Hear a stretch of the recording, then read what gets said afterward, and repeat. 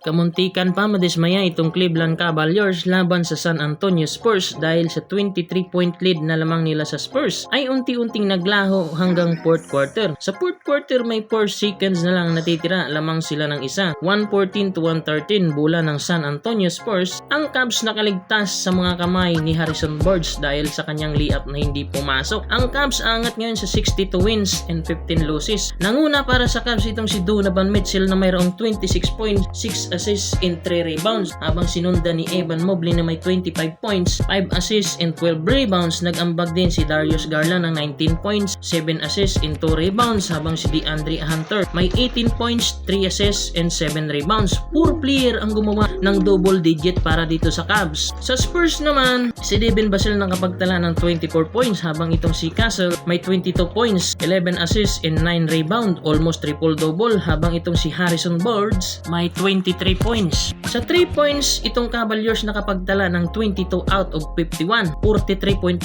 sila sa threes. Karaming threes ng Cavs. Habang itong San Antonio, mayroong 16 out of 48. 33.3% lamang sila sa 3 points. Ang Cleveland Cavaliers mayroon na lamang 5 games na natitira bago sumabak sa postseason. Nagtapos ang kanilang laban sa score na 114 to 113. Credit yan para sa Cleveland Cavaliers.